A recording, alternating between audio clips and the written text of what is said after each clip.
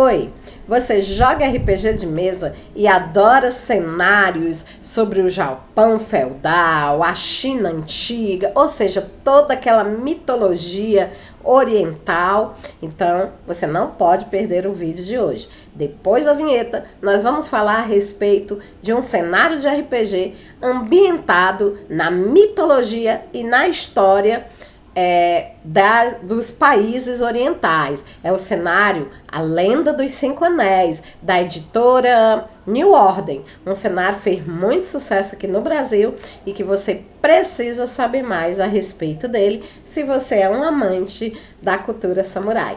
Eu volto depois da vinheta. Não sai daí, hein?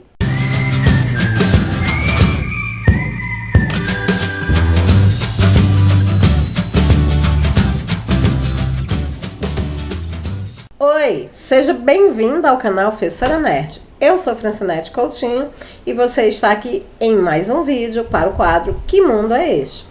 Nesta playlist eu falo a respeito de cenários de RPG de mesa, roleplay game, jogo de interpretação. O roleplay game, né, para quem não conhece, ele é um jogo onde um grupo de amigos se reúnem para contar história, viver aventuras. Então é assim um jogo bastante interativo para pessoas que têm muita imaginação. E por se tratar de um jogo de contar histórias, ele precisa de um pano de fundo, ou seja, ele precisa de um cenário, uma ambientação. Então existem vários cenários, né? Cenários extraídos de animes, de mangás, a fantasia medieval, estilo Senhor dos Anéis, ou espacial, nos moldes de Star Trek, Star Wars. Então a infinidade, né, de ideias para você ambientar a sua história, né, é muito grande. E entre elas existe também, é claro, a ambientação, né, do mundo dos samurais, tá certo? Que é exatamente o mundo que nós estamos discutindo aqui nessa playlist, que é A Lenda dos Cinco Anéis. Se você já vem acompanhando meu canal e vem já acompanhando essa playlist, você sabe que este não é o primeiro vídeo sobre A Lenda dos Cinco Anéis, né? Então já houve outros vídeos anteriores onde eu falei sobre a criação, a mitologia, né, do Império Esmeralda, que é o local lá, né, onde se passa a nossa história, tá? Rokugan, né? O nome Rokugan significa Império Esmeralda. Esse mundo, né, hipotético, esse mundo imaginário, onde essas aventuras irão se passar, ele é muito parecido com o Japão feudal, na era Meiji, é muito parecido, né? Ele pega muito da cultura chinesa, da época de Gengis Khan, tá certo? Muito da filosofia, da religião desse povo, né, oriental, uma mitologia, uma cultura muito rica, que nós aqui do Ocidente conhecemos muito superficialmente. Então o autor desse livro, ele pegou todo esse pano de fundo e criou esse mundo imaginário que é Rokugan, tá? Se você quer saber mais detalhes sobre como ele fez isso, eu deixei aqui no card o link para você ir lá na playlist e ver os outros vídeos onde eu falo sobre muita coisa legal. No vídeo de hoje, a gente vai continuar falando sobre a religião e a filosofia de Rokugan. Só fazendo um adendo, né, gente, que embora o pano de fundo desse mundo místico aqui seja a mitologia, a filosofia, a religião dos países ocidentais, né, Japão, China, Coreia, né, enfim, todos aqueles países ocidentais, né, lá do Extremo Oriente, embora o pano ele seja inspirado nesses países, ele, claro, como é um mundo hipotético, o autor se reservou o direito de modificar, né? Então não espere aqui ter uma aula sobre budismo, confucionismo, né, shintoísmo, qualquer outra religião, né, ou qualquer outra filosofia oriental. Isso aqui é um mundo imaginário, então uma religião que, embora ela tenha traços da religião original, o autor modificou muita coisa, tá? Então isso aqui, gente, faz de conta, é para ambientar RPG de mesa. E se você caiu aqui de paraquedas, nunca jogou RPG de mesa, mas só por esse nosso papo inicial aqui ficou interessado em saber mais, eu deixei aqui também um link, tá, no card, para minha playlist sobre RPG para iniciante. Lá você vai saber tudo que tiver para saber a respeito do RPG de mesa, tá bom?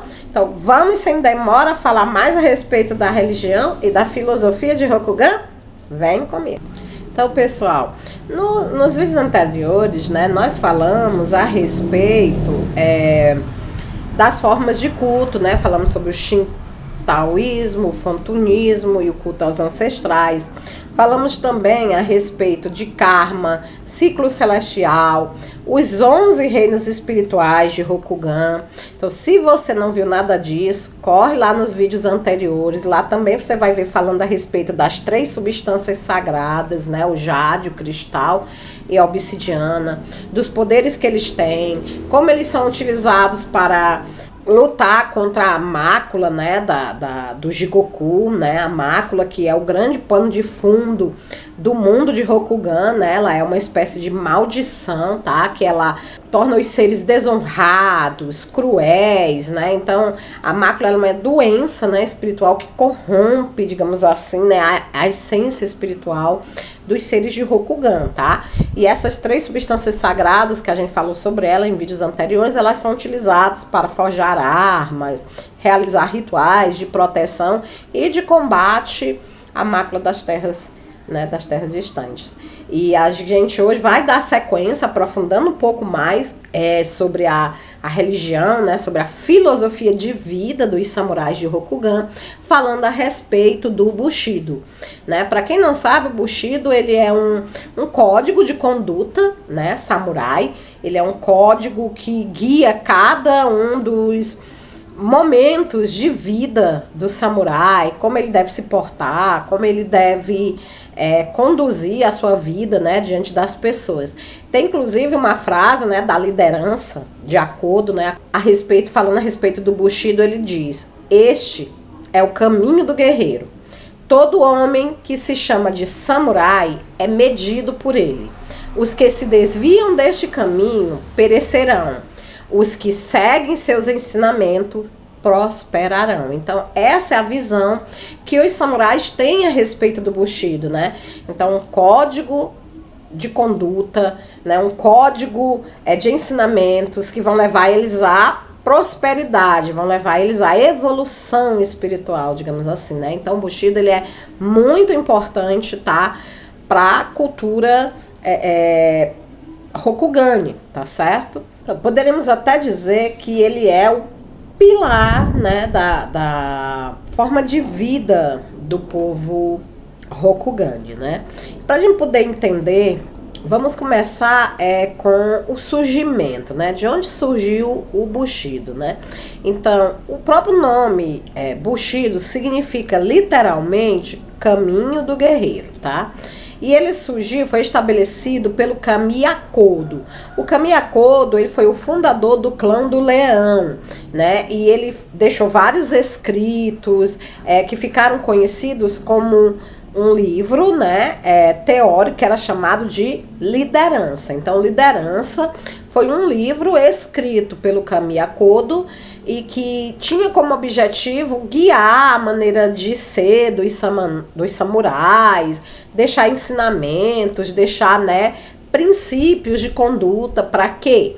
Para que os samurais tivessem uma vida digna, tivessem uma vida honrada e assim pudessem se tornar cada vez mais fortes para lutarem contra o poder da mácula, né? Então, um samurai que ele cumpre o código, que ele pauta a sua vida na honra, na decência, né, nas virtudes do Bushido, ele não será uma presa fácil para os encantos da mácula, né, para as seduções do Jigoku, do mal, né? Então, a questão de ter uma vida, digamos assim, uma vida mais honrada é até uma questão também de sobrevivência, né, espiritual para o samurai, né? Porque assim ele vai ter força para resistir, né, à contaminação da mácula.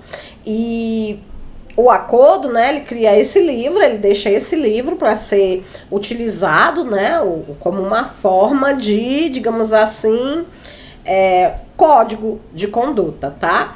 E esses princípios estipulados por ele rapidamente foram aceitos pelos outros clãs, foram integrados, né?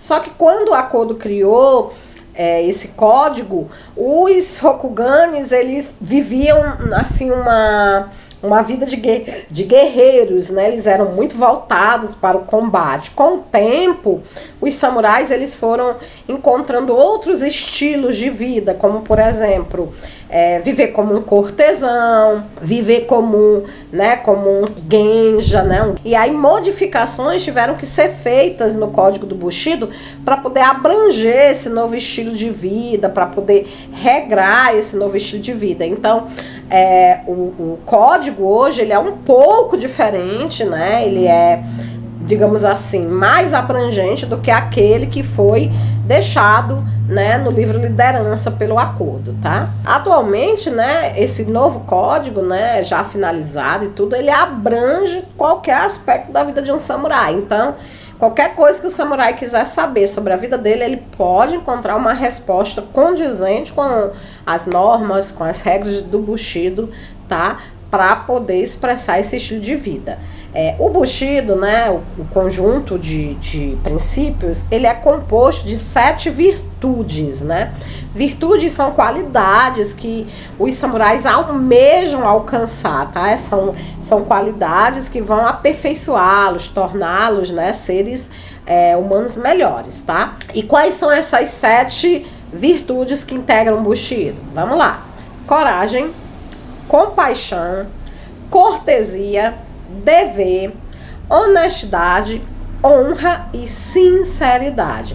E nós vamos falar aqui um pouquinho a respeito de cada uma dessas virtudes para que você possa entender realmente o que cada uma delas significa. Ah, professora, mas só pelo nome não dá para entender? Sim, mas às vezes, né, só o nome não é suficiente para entender a profundidade, né, do que aquele conceito significa, tá? Então, principalmente porque é um conceito que vem de uma cultura bem diferente da nossa, como eu falei no início, né? Nós somos ocidentais e eles são... esse livro é pautado nas mitologias, na religião, na filosofia oriental. Então, às vezes, um termo para eles lá é diferente do que a gente entende aqui, né? Então, vamos lá ver, né, o que significa cada uma dessas virtudes e como elas interferem na vida dos samurais. Vamos começar, então, pela coragem. Antes de falar a respeito da coragem, né, eu tenho que também deixar aqui em ênfase que Rokugan ele é dividido em vários clãs, né? Então existem os 10 clãs maiores, que são os clãs mais poderosos, e existem outros clãs menores. E cada clã ele segue uma filosofia, uma forma de pensar única. Então, pode acontecer dos clãs terem visões, terem interpretações diferentes do Bushido. Então, às vezes, o que uma virtude representa para um clã é um pouco diferente para o outro, né? Então, o leão, ele tem uma visão da compaixão. Já o clã do escorpião, ele pode ver a compaixão de uma outra forma. Mas o certo é, todos eles seguem o código, né, do Bushido, claro, de acordo com as suas adaptações. Essas adaptações, elas nunca, claro, mexem no cerne, né, do Bushido, não, né? O cerne ele é preservado, apenas são maneiras de se ver, né, as virtudes de forma mais ou menos profunda. Também deixar claro, né, que o significado de cada uma dessas virtudes, ele é constantemente levado a debates, então constantemente são feitas reuniões, são feitos encontros religiosos para se discutir a respeito do que significa cada uma dessas virtudes, tá? E é claro também, né, que mesmo dentro dos clãs mais, digamos assim, carolas, como o clã dos leão, existe aquelas ovelhas negras que zombam do Bushido, que não seguem o Bushido. E mesmo dentro de clãs, assim, conhecido como negros, né, clãs como o escorpião, né, que conservam um certo grau de desonra, há aqueles mais, né, fervorosos, que fazem o possível e o impossível para poder seguir o Bushido, tá? Então vamos agora falar a respeito da coragem. A coragem, né, que na língua de Rokugan é chamada por Yu. Então Yu, ou coragem, né, é uma das virtudes do Bushido. Primeiramente, vamos relembrar o que o Kami Akodo, em seu livro Liderança, fala a respeito da coragem. Ele diz o seguinte: destaque-se da massa de pessoas que têm medo de agir. Se esconder como uma tartaruga em um casco não é viver, afinal. Um samurai deve ter coragem heróica, isto é, absolutamente arriscado, isto é, perigoso, isto é, viver a vida completa, plena e maravilhosamente. A coragem heróica não é cega, ela é inteligente e forte, substitua medo por respeito e atenção. Então, essas palavras, né, do Kami Akodo, elas sintetizam realmente o significado da coragem para, né, o samurai, tá? Então a coragem, ela é em muitos sentidos assim o princípio mais básico, mais universal de todos os princípios, de todas as virtudes do Bushido. Por quê? Porque o samurai, ele tem que estar preparado, pronto para morrer a qualquer momento. Então o samurai, quando ele nasce, ele já é ensinado, né, que a qualquer momento, né, quando ele começar as suas missões como samurai, quando ele começar a servir o seu daimyo e ao seu clã, a qualquer momento ele pode morrer. Ele pode morrer na realização de uma ordem do seu daimyo, ele pode morrer a serviço do seu clã numa missão, ou por uma situação, uma circunstância inevitável que não poderia ser prevista. Então ele tem que estar sempre preparado para isso. E morrer nesse tipo de situação é considerado pelos samurais de Rokugan como algo honroso, né? Então vive-se para isso, né? Então a coragem, ela é extremamente importante para o samurai, né? É claro que nem todos os clãs eles veem, né, essa ideia da coragem da mesma forma, embora todos eles considerem a coragem como uma virtude essencial, né? Alguns clãs, como por exemplo os clãs mais bélicos, né, mais voltados para o combate, como por exemplo leão, caranguejo e unicórnio, eles falam mais a respeito da coragem, eles colocam a coragem num patamar mais elevado em relação às outras virtudes do que, por exemplo, o clã de Escorpião, né, que é um clã mais voltado para a estratégia, para a política, não é um clã assim tão bélico, né, um clã de exércitos de combate, tá? Entre os clãs bélicos, aquele onde a coragem ela é mais digamos assim, estimada, né, mais glorificada, é exatamente o clã de Caranguejo. Isso porque o clã do Caranguejo, como você bem lembra, se você viu os vídeos anteriores, ou se você conhece algo a respeito do cenário, eles são os guardiões da Grande Muralha, né? A Grande Muralha que foi construída, né, por Rokugan para poder isolar o Império das Terras Sombrias. As Terras Sombrias é aquela região que ela foi contaminada pela mácula, né, o lado dos Onis, dos demônios, né, dos seres lá, inimigos, né, do povo de Rokugan.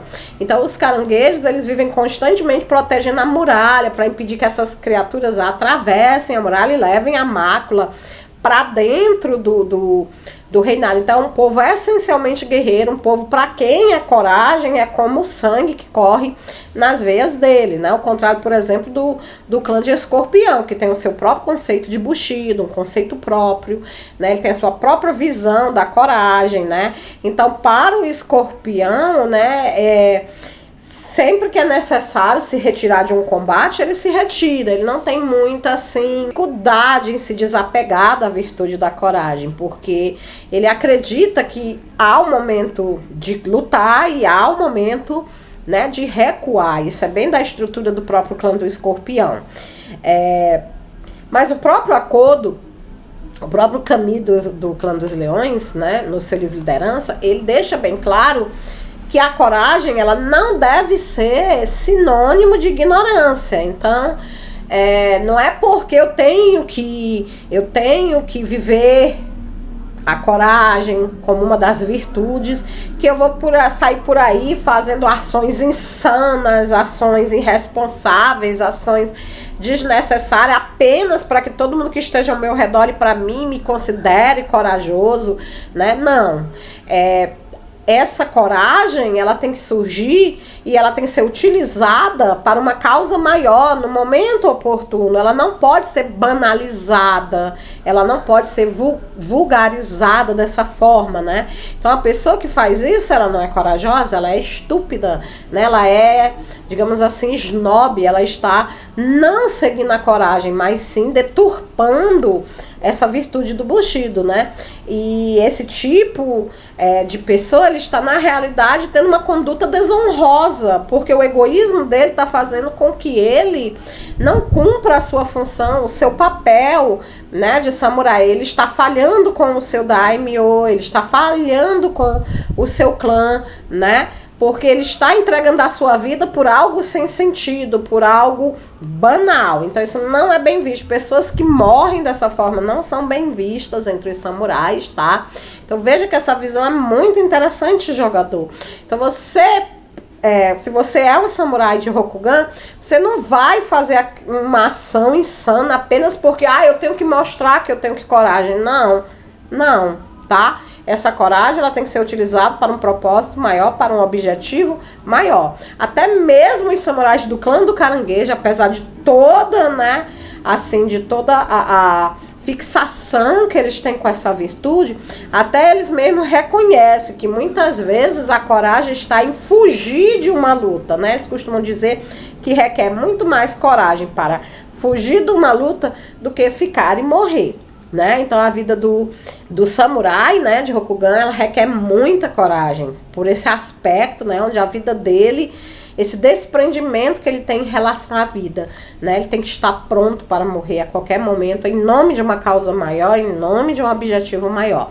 Inclusive tem até um ditado popular em Rokugan, né, que diz que a vida de um samurai está sempre a 2 passos da morte. Por que 2 passos? Porque essa é a exata distância, o exato comprimento de uma katana. Então, né, a qualquer momento, né, você pode dar de frente com a arma de um inimigo e morrer, tá certo? Então essa é a virtude de coragem, que é uma das principais virtudes do Bushido, e nós vamos dar sequência agora falando a respeito da segunda virtude, que é a compaixão. Então, a virtude de compaixão, que também pode ser chamada de Jin, né? Lembra que eu falei para vocês que a compaixão, que algumas dessas virtudes, elas podem ser um pouco diferentes de uma cultura para outra, né? Então, quando a gente pensa em compaixão aqui no Ocidente, né, a gente normalmente imagina que pessoas que têm compaixão, aquelas pessoas que ajudam os pobres, que alimenta, né, que participa de associações e tudo, né? Só que a visão de compaixão dos orientais e, consequentemente, a visão que o autor traz para Rokugan é um pouquinho diferente, né? Antes de eu explicar essa diferença, só lembrando aqui as próprias palavras do Kamiya Kodo, no livro Liderança, quando ele fala sobre compaixão, ele diz o seguinte: pelo treinamento intenso, o samurai se torna rápido e forte. Ele não é como os outros homens. Ele desenvolve um poder que deve ser usado para o bem de todos. Ele tem compaixão. Ele ajuda seus companheiros em toda oportunidade. Se uma oportunidade não surge, ele sai em busca de uma. Então, essa é a forma como Kamiya Kodo fala a respeito da compaixão. Veja que a compaixão para um samurai, ela está ligada à sua posição como guerreiro de elite. O fato dele ser um guerreiro da sociedade, né, dá a ele um dever sagrado, que é o dever de guiar, proteger as pessoas menores de Rokugans, né? Aqueles que não são samurais. Então, de uma forma assim, mais óbvia, né? A compaixão, ela está relacionada à proteção, mas uma proteção militar, proteção contra bandidos, criminosos, estrangeiros, contra os monstros das terras sombrias. Ou seja, ter compaixão é usar suas habilidades para ajudar aqueles que não as possuem, tá? Então, um guerreiro samurai, ele tem compaixão quando ele salva a vida de um camponês, quando ele orienta, né, uma pessoa, né, humilde, uma pessoa do povo, tá? E não apenas necessariamente se ele dá pão para alguém comer, ou se ele divide a comida dele com alguém, não. Não apenas isso, né? A compaixão está mais ligada ao dever dele como samurai, né? Isso por quê? Porque todos os samurais em Rokugan, eles reconhecem a importância da existência dos seres de castas inferiores, né? Os camponeses, né? Os mei. Por quê? Porque não dá para viver, né? Sem ter quem plante, sem ter quem produza alimento. Então, eles precisam proteger essas outras castas inferiores para que a sua sociedade consiga viver de forma correta, de forma produtiva, né? E então a compaixão é exatamente a utilização das habilidades que ele desenvolveu como guerreiro na manutenção da sua sociedade, do seu modo de vida, na proteção daquelas pessoas menos afortunadas. E alguns clãs, no entanto, além desse conceito, né, digamos assim, mais óbvio de compaixão, eles seguem um conceito mais profundo. Eles buscam, além de oferecer proteção, oferecer também orientação e ajuda, né, tanto espiritual como financeira, às castas menores. São aqueles clãs mais generosos, né, que ajudam aquelas pessoas que passam por dificuldades, né? Um dos clãs muito ligados a essa questão da compaixão é exatamente o clã da Fênix. O clã da Fênix, por exemplo, ele tem entre as suas, digamos assim, obrigações ajudar castas menores, camponeses, orientar esses camponeses no estudo do caminho do Taô, tá? Então eles acham que esse apoio espiritual é tão importante quanto a proteção física que os outros clãs oferecem. Tá, ok? Então, na ideia da compaixão, né, além da compaixão como nós imaginamos, há uma compaixão mais, digamos assim, social, mais estabelecida, onde o guerreiro vai usar a sua habilidade para o bem de todos, como a Kodo disse, né? Então, ele é diferente, ele é rápido, ele é forte, ele tem que usar essas habilidades que ele desenvolveu para ajudar aqueles que não são. Legal, né, gente? Pois é. E dando sequência ao estudo, né, das virtudes, nós vamos falar agora sobre a terceira virtude, que é exatamente a virtude da cortesia, tá? Então vamos falar a respeito da cortesia. Muito bem. A cortesia, que é pronunciada rei, nas palavras do Kamiya Kodo, seria da seguinte forma: samurais, eles não têm razão para serem cruéis. Eles não precisam provar sua força. Um samurai é cortês mesmo com seus inimigos. Sem esta demonstração pública de respeito, não somos mais do que animais. Um samurai não é respeitado apenas por sua força em batalha, mas por seu trato com os outros homens. A verdadeira força interior de um samurai se torna aparente durante tempos difíceis. Então veja que essas palavras do Kamiya Kodo deixam bem clara a ideia do samurai, né? Então os samurais, eles são homens e mulheres civilizados, eles não são bárbaros. Então eles têm que se comportar sempre com cortesia, sempre com boas maneiras, tá? Um samurai, ele não pode, por exemplo, demonstrar uma emoção indevida, alegria, tristeza, raiva, não. Tudo isso é considerado quebra de cortesia, né? Ele também não pode tratar de forma rude ou desagradável alguém, mesmo que essa pessoa seja um inimigo jurado dele, alguém que ele odeie. Não, ele tem que tratar polidamente, ele tem que tratar educadamente até as pessoas que ele mais despreza. Então veja que é muito difícil seguir, não é? Essa arte da cortesia. E é exatamente por isso que a maioria daqueles clãs que são mais voltados, né, para os cortesãos, né, aqueles clãs que trabalham com a política, com a diplomacia, eles procuram encontrar formas, né, de ofender, né, de insultar uma pessoa de forma indireta, porque é inadmissível que você imagine um samurai insultando alguém, desrespeitando alguém, tá? Então isso aí, além de ser uma quebra gravíssima de cortesia, é também uma quebra de compostura, tá? Então é muito mal visto na sociedade. Outra coisa que é muito mal visto também é você ficar comentando pessoas que caem nesse tipo de desonra. Então normalmente o que é que a sociedade Rokugani faz com pessoas que quebram a cortesia? Ela isola, ela, né, procura deixar essas pessoas fora da convivência. Por quê? Porque não é legal você estar o tempo todo revivendo isso, tá? É uma forma também de grosseria. Como era de se esperar, né, os clãs que mais gostam dessa virtude, né, que mais se dedicam a cumprir essa virtude, são exatamente aqueles clãs que servem na política, aqueles clãs que têm maior participação na corte imperial, tá? Porque esse é um elemento vital da negociação política e social. Então, muitas vezes, um simples ato de descortesia pode quebrar toda uma negociação. Então, clãs como Garça, como Escorpião, eles são extremamente versados na arte da cortesia. Eles se aprimoram cada vez mais para respeitar, né, essa virtude, porque essa virtude para eles tem um valor tático na corte, né? Para eles, qualquer comprometimento moral é mal visto, vai denegrir a imagem do clã. De forma inversa, né, aqueles clãs mais voltados para a guerra, aqueles clãs mais cruéis, né, mais práticos, como por exemplo o clã do Caranguejo, eles ignoram, né, a cortesia. Na sua grande maioria eles são guerreiros, então eles não levam assim a cortesia muito a sério.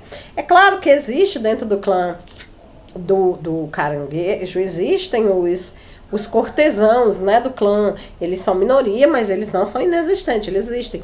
E esses sim são aqueles dentro do clã que levam a cortesia a sério, que se esmeram em aprender, né? Até porque eles têm que apagar essa imagem que os guerreiros de Caranguejo deixam dentro da sociedade, né, dentro da corte imperial de Rokugan. Então eles são extremamente versados, ávidos, né, em aprender mais sobre a questão da cortesia, tá ok? Então, depois da cortesia, nós vamos falar agora a respeito do dever. O dever, também chamado de chungo, né, era, nas palavras, né, do Kodo, a virtude que mais compete com a coragem por aceitação universal. Então, fora a coragem, o dever é sem dúvida uma das virtudes do Bushido mais aceita por todos os clãs, né? Mais praticada por todos os clãs, tá? E o que é que o livro Liderança fala a respeito do dever? Vamos lá. Ele fala o seguinte: para o samurai, ao ter dito ou feito algo, ele se torna senhor deste algo. Ele é responsável por ele e todas as consequências que decorrem dele. Um samurai é intensamente leal aos seus encarregados. Para seus responsabilizados, ele permanece intensamente verdadeiro. Então, gente, segundo o dever, o samurai ele sempre deve estar pronto para servir ao seu senhor de qualquer maneira que for necessário. Não importa qual seja o pedido, por mais que pareça algo tosco, sem sentido, um samurai nunca vai contestar um pedido, um desejo expresso pelo seu senhor. Ele vai cumpri-lo de qualquer maneira, da maneira que for necessário, não importando o que isso custe para ele. Então, essa é a ideia do dever. A morte, ela é considerada o menor dos riscos para um samurai, tá? Então, para o samurai existe coisa muito pior do que a morte, né? Que é você ser desonrado, você ficar humilhado, passar por vergonha e falhar, né, com o seu dever.